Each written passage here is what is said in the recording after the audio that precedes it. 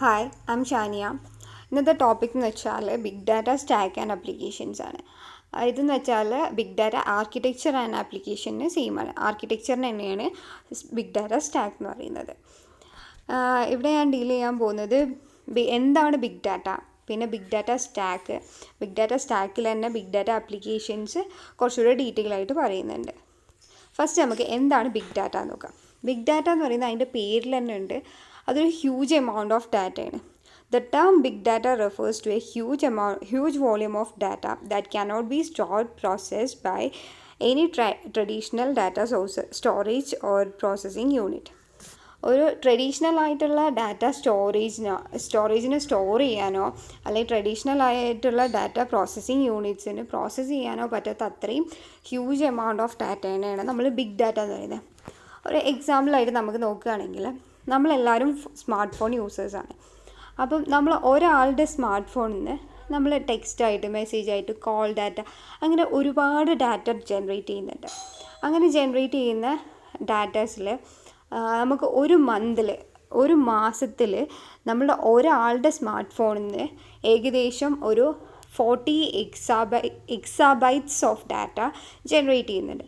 അങ്ങനെ നമ്മൾ നോക്കുകയാണെങ്കിൽ ഒരു 5 ബില്യൺ സ്മാർട്ട് ഫോൺ യൂസേഴ്സ് ഉണ്ട്. അപ്പോൾ 40 എക്സാബൈറ്റ്സ് ഇൻറ്റു 5 ബില്യൺ ചെയ്യുകയാണെങ്കിൽ നമുക്ക് അറിയാം അത് അത്രയും കൂടുതലാണ്. അതൊരു ഹ്യൂജ് എമൗണ്ടാണ്. അത് ഒരു ട്രഡീഷണൽ സിസ്റ്റത്തിനൊക്കെ പ്രോസസ്സ് ചെയ്യാൻ പറ്റുന്നതിനേക്കാട്ടും ഒരുപാട് കൂടുതലാണ്. അപ്പോൾ അങ്ങനെയുള്ള ഒരു ഡാറ്റേനെയാണ് നമ്മൾ ബിഗ് ഡാറ്റ എന്ന് പറയുന്നത്. നമുക്കിപ്പോൾ ഒരു ബിഗ് ഡാറ്റനെ എങ്ങനെ നമുക്ക് മനസ്സിലാക്കാമെന്ന് വെച്ചിട്ടുണ്ടെങ്കിൽ നമ്മൾ അതിന് വേണ്ടിയിട്ടാണ് 5 V's യൂസ് ചെയ്യുന്നത്. ബിഗ് ഡാറ്റനെ മനസ്സിലാക്കാൻ അത് നമ്മൾ പഠിച്ചിട്ടുണ്ട്. 5 V's എന്ന് പറയുന്നത്, ഫസ്റ്റ് വൺ എന്ന് പറയുന്നത് വോളിയം, സെക്കൻഡ് വൺ എന്ന് പറയുന്നത് velocity, veracity, variety and value. ഇതെന്തൊക്കെയാണെന്നുള്ളത് നമ്മൾ ഓൾറെഡി പഠിച്ചിട്ടുണ്ട്. പിന്നെ ഈ ഹ്യൂജ് വോളിയം ഓഫ് ഡാറ്റയാണ് ബിഗ് ഡാറ്റ എന്ന് പറഞ്ഞു. ഈ ബിഗ് ഡാറ്റ നമ്മൾ എങ്ങനെ ട്രഡീഷണൽ ഡാറ്റ സ്റ്റോറേജ് അല്ലെങ്കിൽ പ്രോസസ്സിങ് യൂണിറ്റ്സിന് ഇതിനെ പ്രോസസ്സ് ചെയ്യാനോ സ്റ്റോർ ചെയ്യാനോ പറ്റില്ല എന്ന് പറഞ്ഞു. അപ്പോൾ നമ്മളതിനെ എങ്ങനെ സ്റ്റോർ ചെയ്യുന്നു, എങ്ങനെ പ്രോസസ്സ് ചെയ്യുന്നു എന്നൊക്കെ ഉള്ളതാണ് ബിഗ് ഡാറ്റയിൽ നമ്മൾ പഠിക്കുന്നത്. നമ്മളിത് സ്റ്റോർ ചെയ്യാനും പ്രോസസ്സ് ചെയ്യാനൊക്കെ വേണ്ടിയിട്ട് ഡിഫറെൻറ്റ് ഫ്രെയിം വർക്ക്സ് യൂസ് ചെയ്യുന്നുണ്ട്.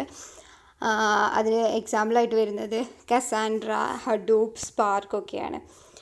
ഇനി നമുക്ക് ബിഗ് ഡാറ്റ സ്റ്റാക്ക് അല്ലെങ്കിൽ ബിഗ് ഡാറ്റേൻ്റെ ആർക്കിടെക്ചർ എങ്ങനെയാണെന്ന് നോക്കാം. Big data stack. A big data management architecture must include variety of services that enable organizations to make use of infinite data sources in a fast and effective manner. ഒരു fast and effective മാനറിൽ ഇത്രയും big ഡാറ്റനെ നമുക്ക് include ചെയ്യണം. അതിൻ്റെ storage, അതിൻ്റെ കാര്യങ്ങളൊക്കെ ചെയ്യണം.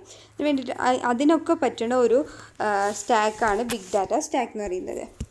ഇതിനകത്ത് include ചെയ്യുന്ന എന്തൊക്കെയാണെന്ന് വെച്ചാൽ ഡിഫറെൻറ്റ് സോഴ്സിൽ നിന്ന് എങ്ങനെയാണ് ഡാറ്റനെ ഇൻ്റഗ്രേറ്റ് ചെയ്തുകൊണ്ട് ഫാസ്റ്റ് ആൻഡ് എഫക്റ്റീവായിട്ട് ബിഗ് ഡാറ്റനെ മാനേജ് ചെയ്യുന്നത്, അതിനാവശ്യമായിട്ടുള്ളത് എന്തൊക്കെയാണ്, അതിനകത്ത് എന്തൊക്കെയാണ് ഇൻക്ലൂഡഡ് ആയിട്ടുള്ളത് എന്നൊക്കെയാണ് ഈ ബിഗ് ഡാറ്റ സ്റ്റാക്കിൽ മെൻഷൻ ചെയ്യുന്നത്.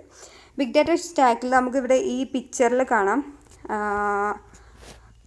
കുറേ ലേയേഴ്സായിട്ട് ഒരു ലേയേർഡ് സ്ട്രക്ചറാണ് ഇതിനകത്ത് വരുന്നത്. Interfaces and feeds from the internet, redundant physical infrastructure, security infrastructure, operational databases, organizing databases and tools, analytical data warehouses and data മാർട്ട്സ്,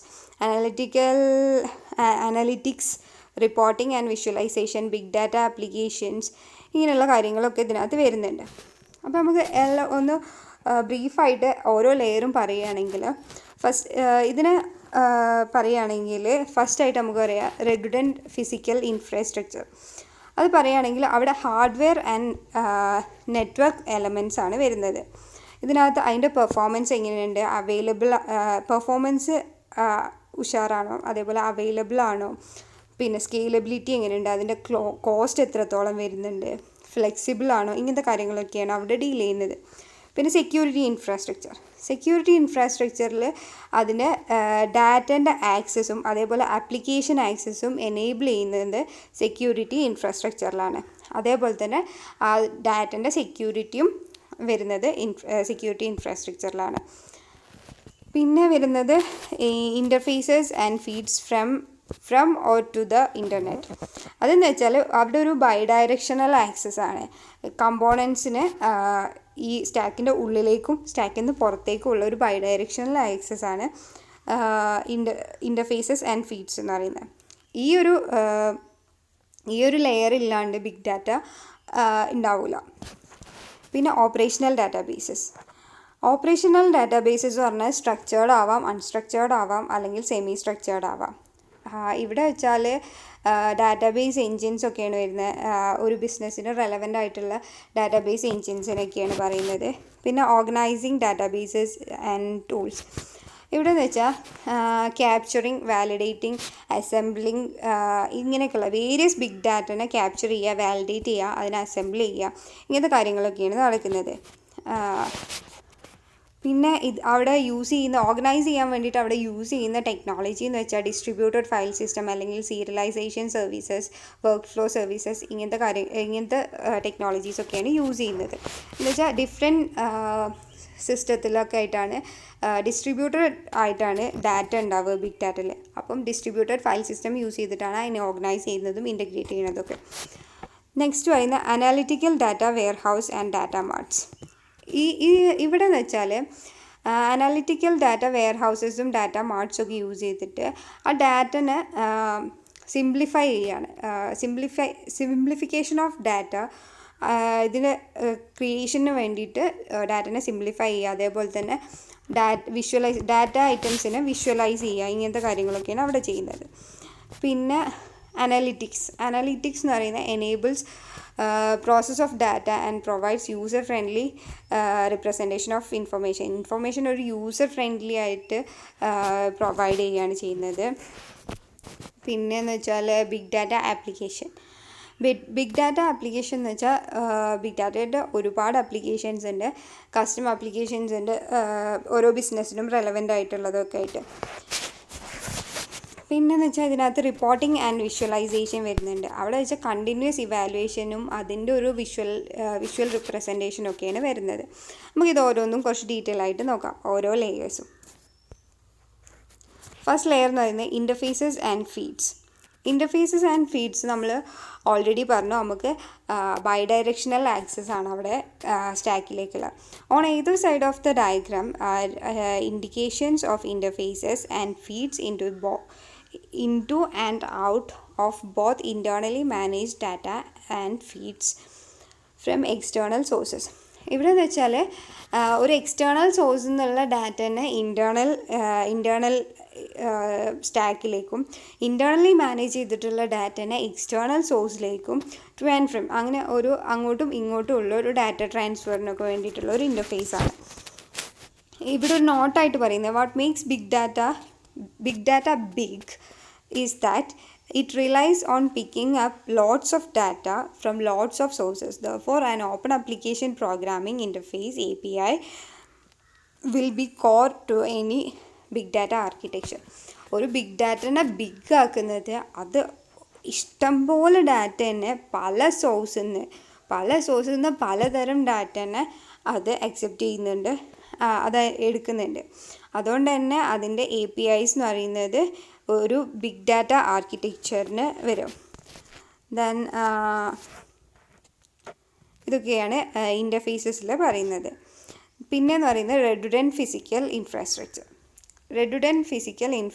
എന്ന് വെച്ചാൽ ഇത്രയും ഹ്യൂജ് എമൗണ്ട് ഓഫ് ഡാറ്റ നമുക്കുണ്ട്. അപ്പോൾ അതിനൊരു ഇൻഫ്രാസ്ട്രക്ചർ അറിയുന്നത് എന്തായാലും അതേപോലെ തന്നെ അതിനെ സപ്പോർട്ട് ചെയ്യാൻ ക്യാപ്പബിൾ ആയിട്ടുള്ളൊരു നല്ലൊരു ആർക്കിടെക്ചർ തന്നെ ആയിരിക്കണം. The supporting physical infrastructure is fundamental to the operation scalability of big data architecture. Without the ability of robust physical data infrastructure, big data would probably not have emerged as much as important trend. Big data ഒരു ഇത്രയും ഒരു നല്ല ഒരു robust ആയിട്ടുള്ള physical infrastructure ഇല്ലെങ്കിൽ ഒരിക്കലും ഇപ്പോൾ ഉള്ള ഒരു ലെവലിൽ എല്ലാത്തിലും ബിഗ് ഡാറ്റ ഒരു ഇമ്പോർട്ടൻറ്റ് ട്രെൻഡിലേക്കൊന്നും എത്തൂലായിരുന്നു. ഇതിനകത്ത് huge amount of unpredictable datas ഉണ്ട്. അത് സ്ട്രക്ചേർഡ് ഡാറ്റ ഉണ്ട്, അതേപോലെ തന്നെ അൺസ്ട്രക്ചേർഡ് ഡാറ്റ ഉണ്ട്.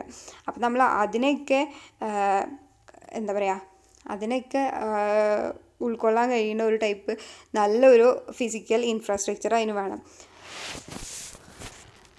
ഈ ഇൻഫ്രാസ്ട്രക്ചറിൻ്റെ പെർഫോമൻസ് എത്രത്തോളം ഉണ്ട്, അതേപോലെ ഈ ഇൻഫ്രാസ്ട്രക്ചറിൻ്റെ സ്കെയിലബിലിറ്റീസ്, കോസ്റ്റ്, ഇതൊക്കെ റെഡിഡൻറ്റ് ഫിസിക്കൽ ഇൻഫ്രാസ്ട്രക്ചർ എന്ന് പറയുന്നത് ഈ ലെയറിലാണ് വരുന്നത്. ഈ physical infrastructure is based on distributed computing model. This means that data may be physically stored in many different locations.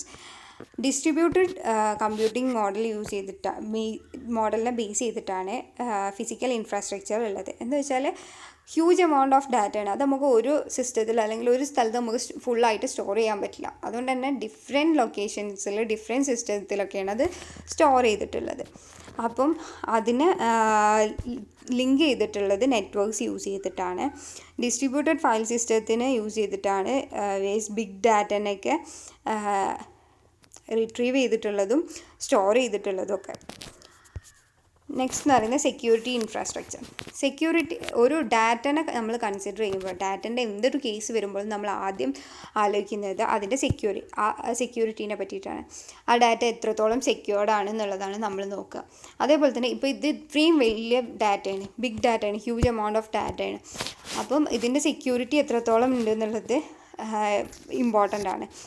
അപ്പം ഇത്രയും ഡാറ്റനെ അത്രയും സെക്യൂർഡ് ആയിട്ടുണ്ടാവണം. ഈ സെക്യൂരിറ്റി ഇൻഫ്രാസ്ട്രക്ചർ എന്ന് പറയുമ്പം ഇത് സെക്യൂരിറ്റി ഇൻഫ്രാസ്ട്രക്ചർ ലെയറാണ് ഡാറ്റൻ്റെ ആക്സസിനെ എനേബിൾ ചെയ്യുന്നത്. ഡാറ്റ ഇങ്ങനെ ഓതറൈസ്ഡ് ആയിട്ടുള്ള ആൾക്കാർക്ക് മാത്രം ഡാറ്റനെ ആക്സസ് ചെയ്യാൻ പറ്റുന്ന രീതിയിൽ അതിനെ എനേബിൾ ചെയ്യുന്നത്. അതേപോലെ ആപ്ലിക്കേഷൻ ആക്സസ് എനേബിൾ ചെയ്യുന്നത്. പിന്നെ സെക്യൂരിറ്റി ഓഫ് ഡാറ്റ, പിന്നെ ഡാറ്റ എൻക്രിപ്ഷൻ, ത്രെഡ് ഡിറ്റക്ഷൻ, ഇതൊക്കെ ചെയ്യുന്നത് സെക്യൂരിറ്റി ഇൻഫ്രാസ്ട്രക്ചർ ഈ ലെയറിലാണ്. For example, if you are a healthcare company, you will probably want to use big data applications to determine the change in demographic or shift in patient needs. This data about your constituent needs to be protected both to meet compliances requirements and to protect patients' privacy. പേഷ്യൻ്റെ പ്രൈവസീനെ protect ചെയ്യാനും അതേപോലെ തന്നെ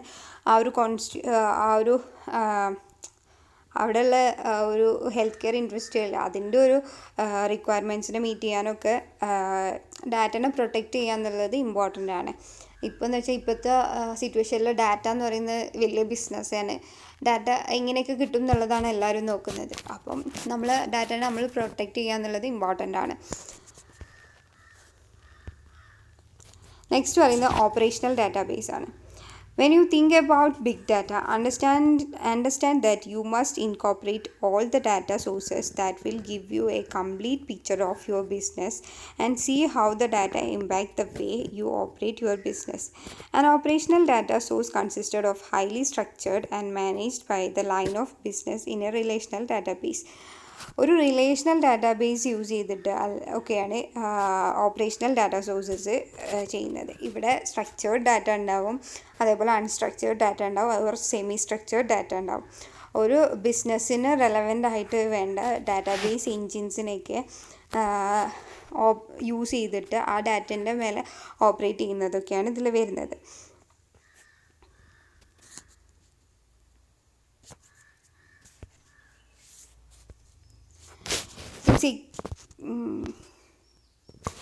operational data sources എന്ന് പറയുമ്പം അതിന് operational data സോഴ്സസിന് common ആയിട്ട് കുറച്ച് ക്യാരക്ടറിസ്റ്റിക്സ് ഉണ്ട്. They represent system of records that keep track of the critical data required for real-time day-to-day operation of the business. Real time ആയിട്ട് കാണിക്കും, റിയൽ ടൈം ആയിട്ട് അല്ലെങ്കിൽ ഡേ ടു ഡേ ബിസിനസ്സിന് കാണിക്കാൻ ഉള്ള കാര്യങ്ങൾ, ഓപ്പറേഷൻസിനെ റെക്കോർഡ് ചെയ്യും. കീപ് ട്രാക്ക് ഓഫ് റെക്കോർഡിംഗ് ആയിരിക്കും. They are continually updated based on the transactions happening within the business units and from the web. Transactions ഒക്കെ നടക്കുന്നത് ബിസിനസ് യൂണിറ്റ്സിൽ നടക്കുന്ന ട്രാൻസാക്ഷനൊക്കെ കണ്ടിന്യൂലി അപ്ഡേറ്റഡ് ആയിരിക്കും. For these sources to provide an accurate representation of the business, they must blend structured and ഇങ്ങനൊരു accurate റെപ്രസെൻറ്റേഷനൊക്കെ തരണമെങ്കിൽ അതിനകത്ത് structured ഡാറ്റനെയും unstructured ഡാറ്റനെയും മിക്സായിട്ട് അതിൻ്റെ ഒരു ബ്ലെൻഡായിട്ടായിരിക്കണം കൊടുത്തിട്ടുണ്ടാവേണ്ടത്. These systems also must be able to scale to support thousands of users on a consistent basis. These might include transaction e-commerce system, customer relationship management system or call center application. ഇങ്ങനത്തെ കാര്യങ്ങളൊക്കെ ഇതിനകത്ത് include ചെയ്യുന്നതാണ്. Next എന്ന് പറയുന്നത് organizing data services and tools. ഈ operational ഡാറ്റാബേസിൽ ചെയ്ത കാര്യങ്ങളൊക്കെ ഇതിനെയൊക്കെ ഓർഗനൈസ് ചെയ്യണം. Not all the data that organizes is operational. Operational ഡാറ്റാബേസിനെയാണ് നമ്മൾ ഓർഗനൈസ് ചെയ്യുന്നത്. പക്ഷേ not all the data organization is operational. എല്ലാ ഡാറ്റ ഓർഗനൈസേഷൻസും ഓപ്പറേഷണൽ അല്ല. A growing amount of data comes from a variety of sources that aren't quite as organized as straightforward, including data that comes from machines or sensors, a massive public and private data sources. In the past, most companies couldn't either capture or store the vast amount of data. Organising data services and tools എന്ന് പറയുമ്പോൾ ഇവിടെ എന്ന് വെച്ചാൽ ഡാറ്റനെ capture ചെയ്യാം. Data നമ്മൾ capture ചെയ്തെടുക്കുന്നു, അതിനെ validate ചെയ്യുക, അത് എത്രത്തോളം വാലിഡേറ്റബിളാണ്, എത്രത്തോളം ജെന്യൂൻ ആണെന്നുള്ളത് വാലിഡേറ്റ് ചെയ്യുക. ദെൻ അതിനെ അസംബിൾ ചെയ്യുക. വേരിയസ് ബിഗ് ഡാറ്റ എലമെൻറ്റ്സിനെ ഒരു റെലവൻറ്റ് കോണ്ടെക്സ്റ്റിന് വേണ്ടിയിട്ട്, റെലവൻറ്റ് കളക്ഷൻ ഓഫ് കോണ്ടെക്സ്റ്റിന് വേണ്ടിയിട്ട് അതിനെ അസംബിൾ ചെയ്യുക. ഇങ്ങനെയുള്ള കാര്യങ്ങളൊക്കെയാണ് ഇവിടെ വരുന്നത്. ഇവിടെ യൂസ് ചെയ്യുന്ന ടെക്നോളജീസ് വെച്ചാൽ ഡിസ്ട്രിബ്യൂട്ടഡ് ഫയൽ സിസ്റ്റമൊക്കെ യൂസ് ചെയ്തിട്ടാണ് നമ്മളിവിടെ ഓർഗനൈസ് ചെയ്യുന്നത്. ഇറ്റ് വാസ് സിംപ്ലി ഇത് ഭയങ്കര എക്സ്പെൻസീവ് ആയിരുന്നു. ബിക്കോസ് ഡിസ്ട്രിബ്യൂട്ടഡ് സിസ്റ്റത്തിലാണ് നമ്മൾ യൂസ് ചെയ്യുന്നത്. പല സിസ്റ്റത്തിൽ നിന്ന് നമുക്ക് ഡാറ്റനെ ഓർഗനൈസ് ചെയ്യണം. പല സിസ്റ്റത്തിൽ നമ്മൾ ഡാറ്റനെ ഓർഗനൈസ് ചെയ്യണം. Even if companies were able to capture the data, they did not have tools to do anything about it. അതിനെ എന്ത് ചെയ്യാനുള്ള ടൂൾസ് കമ്പനിയിൽ ഉണ്ടാവില്ല. ഒരു കമ്പനിയിൽ ബിഗ് ഡാറ്റനെ ക്യാപ്ചർ ചെയ്യാൻ അവർക്ക് കഴിയുന്നുണ്ടെങ്കിലും അതിൻ്റെ പിന്നെന്ത് ചെയ്യാൻ, അതിനെ വാലിഡേറ്റ് ചെയ്യാനോ അല്ലെങ്കിൽ അതിനെ അസംബിൾ ചെയ്യാനോ ഉള്ള ടൂൾസ് അവരുടെ കയ്യിൽ ഉണ്ടാവില്ല. Very few tools could make sense of these vast amount of data. Few tools ആണ് വേണ്ടത്. The tools that didn't exist were complex to use and did not produce results in a reasonable time frame.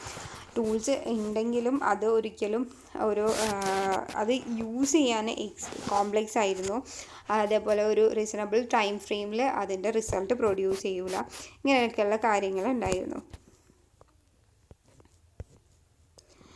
ഈ ഡാറ്റനെ organise ചെയ്യാൻ വേണ്ടിയിട്ട് പിന്നെ use ചെയ്യുന്ന കുറച്ച് tools ഉണ്ട്. ഈ ടൂൾസ് എന്ന് പറയുന്നത് map reduce, Hadoop and big table, ഇങ്ങനത്തെ കാര്യങ്ങളൊക്കെയാണ്. നമ്മൾ ഓൾറെഡി പറഞ്ഞു, ഹഡൂപ്പ് എന്ന് വെച്ചാൽ ഇങ്ങനെ ബിഗ് ഡാറ്റനെ നമുക്ക് സ്റ്റോർ ചെയ്യാൻ വേണ്ടിയിട്ട് യൂസ് ചെയ്യുന്നതാണ് ഹഡൂപ്പ് പറയുന്നത്. ഹഡൂപ്പിനകത്ത് വെച്ചാൽ ഹഡൂപ്പ് ഡിസ്ട്രിബ്യൂട്ടഡ് ഫയൽ സിസ്റ്റമാണ് യൂസ് ചെയ്യുന്നത്.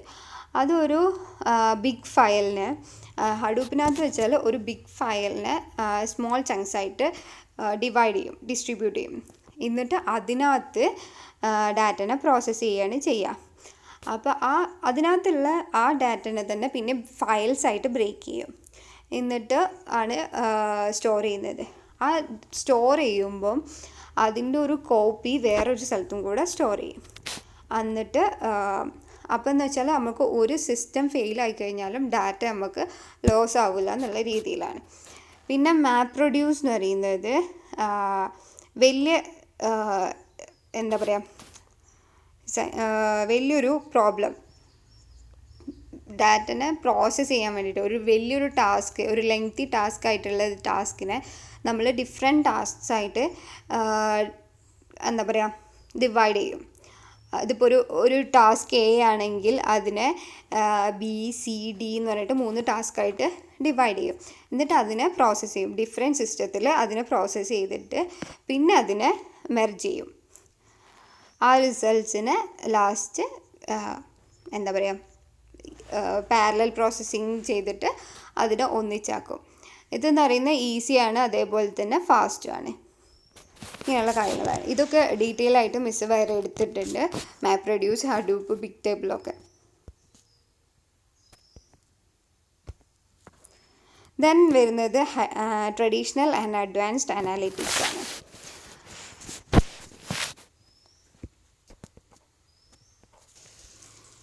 ട്രഡീഷണൽ ആൻഡ് അഡ്വാൻസ്ഡ് അനാലിറ്റിക്സിൽ പറയുന്നത് അവിടെ നമുക്ക് എല്ലാ ഡാറ്റസും, ബിഗ് ഡാറ്റയിൽ വരുന്ന എല്ലാ ഡാറ്റസും നമുക്ക് ട്രഡീഷണലായിട്ട് ഉള്ള അനാലിറ്റിക്സ് യൂസ് ചെയ്തിട്ട് അനലൈസ് ചെയ്യാനോ അല്ലെങ്കിൽ അതിന് വെച്ചിട്ട് പ്രെഡിക്റ്റ് ചെയ്യാനോ ഓപ്പറേറ്റ് ചെയ്യാനോ പറ്റുന്നുണ്ടാവില്ല. നമ്മൾ ചില ഡാറ്റസിന് നമ്മൾ അഡ്വാൻസ്ഡ് ആയിട്ടുള്ള കാര്യങ്ങൾ ചെയ്യേണ്ടി വരും. അവിടെ എന്ന് വെച്ചാൽ പ്രോസസ്സിങ് ഓഫ് ഡാറ്റ പ്രൊവൈഡ്സ്, അവിടെ ഒരു യൂസർ ഫ്രണ്ട്ലി ആയിട്ടുള്ളൊരു റിപ്രസെൻറ്റേഷൻ ഓഫ് ഡാറ്റയൊക്കെ പ്രൊവൈഡ് ചെയ്യുന്നുണ്ട്. ഈ ഒരു ലെയറിൽ 3 ടൂൾസ് യൂസ് ചെയ്യുന്നുണ്ട്, 3 ക്ലാസ്സസ് ഓഫ് ടൂൾസ് യൂസ് ചെയ്യുന്നുണ്ട്. ഒന്നെന്ന് വെച്ചാൽ അനാലിറ്റിക്സ് ആൻഡ് അഡ്വാൻസ്ഡ് അനാലിറ്റിക്സ് ആണ്. അതെന്ന് വെച്ചാൽ പ്രെഡിക്റ്റീവ് അനാലിസിസൊക്കെ പോലെ തന്നെ. പിന്നെയെന്ന് വെച്ചാൽ റിപ്പോർട്ടിംഗ് ആൻഡ് ഡാഷ്ബോർഡ്സ്. അതെന്ന് വെച്ചാൽ ഡാറ്റനെ നമുക്ക് ഒരു യൂസർ ഫ്രണ്ട്ലി റിപ്രസെൻറ്റേഷനായിട്ട് റിപ്രസെൻ്റ് ചെയ്യുന്നതാണ്. ദെൻ എന്ന് പറയുന്നത് വിഷ്വലൈസേഷനാണ്. പിന്നെ ഒരു യൂസേഴ്സിന് ആ ചേഞ്ചസ് എന്തൊക്കെയാണ് ഡാറ്റയ്ക്കുള്ളതെന്നുള്ളത് ഒരു ഡിഫറെൻറ്റ് വിഷ്വലൈസേഷൻ ടെക്നിക്സ് യൂസ് ചെയ്തിട്ട് അതിൽ കാണിക്കാം. അതിനകത്ത് കണക്ഷൻ ഡയഗ്രാംസ്, ഇൻഫോഗ്രാഫിക് ഡയഗ്രാംസ്, ഇങ്ങനത്തെ കാര്യങ്ങളൊക്കെ യൂസ് ചെയ്തിട്ട് അതിനൊരു വിഷ്വലൈസേഷൻ ഉണ്ടാവും. നെക്സ്റ്റ് പറയുന്നത് analytic data warehouse and data marts ആണ്. ഇവിടെ എന്ന് വെച്ചാൽ after a company sorts through the massive amount of data available, it often programmatic to take that subset of data that reveals patterns and put into a form that available to business. These warehouses and marts provide compression, multi-level partitioning and massively parallel processing architecture. ഇവിടെ എന്ന് വെച്ചാൽ analytic data warehouse and data മാർട്ട്സിൽ ഡാറ്റനെ ഒന്ന് simplify ചെയ്യുകയാണ്. അതേപോലെ തന്നെ ഡാറ്റൻ്റെ visualisation ഉണ്ട്. അതാണ് ഇവിടെ ഡാറ്റ മാർട്ട്സും വെയർഹൗസസും കൂടെ ഒരു കംപ്രഷനാണ്, മൾട്ടി ലെവൽ പാർട്ടീഷനിങ്ങും ഡാറ്റനെ ഒന്ന് കംപ്രസ് ചെയ്യുകയും ചെയ്യുന്നുണ്ട്.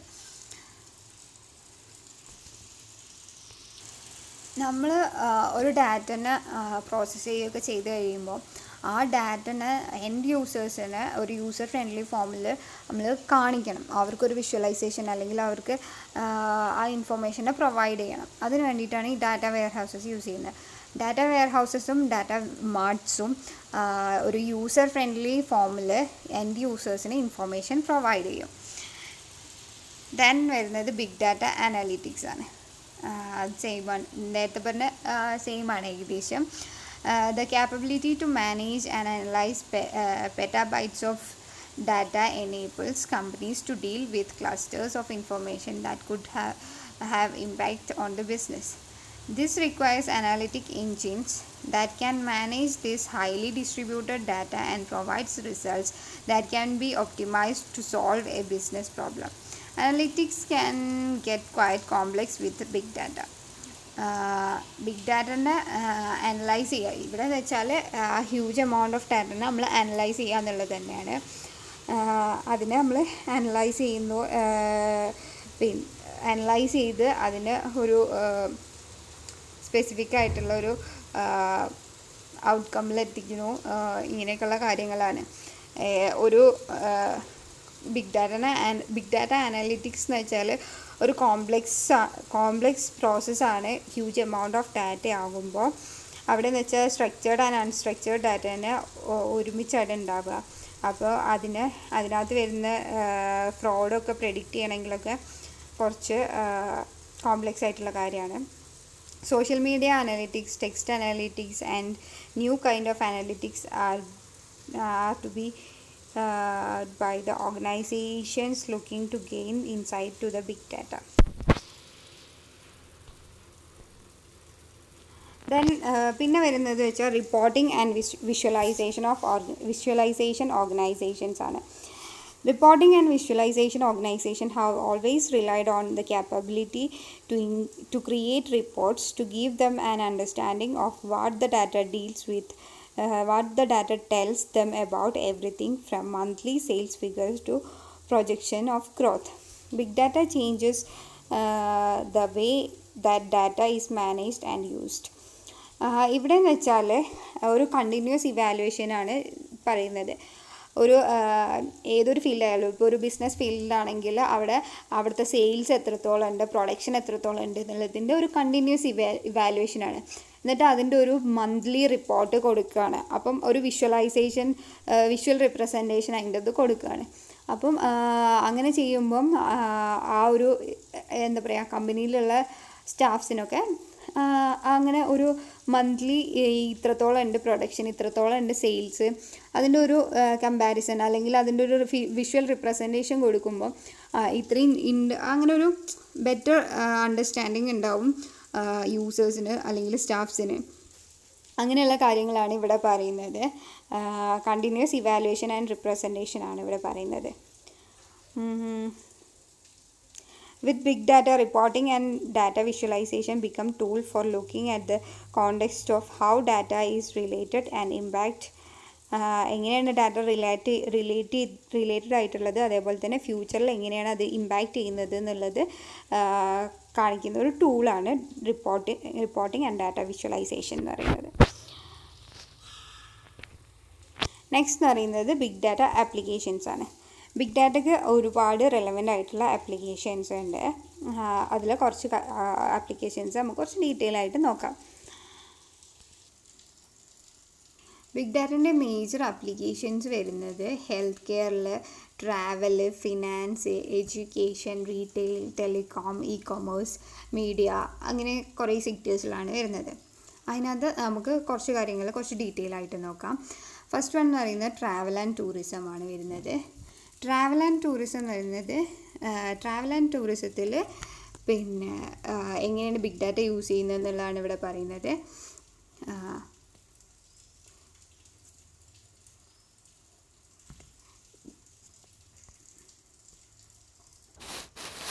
ബിഗ് ഡാറ്റേൻ്റെ ഫസ്റ്റ് ആപ്ലിക്കേഷൻ എന്ന് പറയുന്നത് ട്രാവൽ ആൻഡ് ടൂറിസം ആണ്.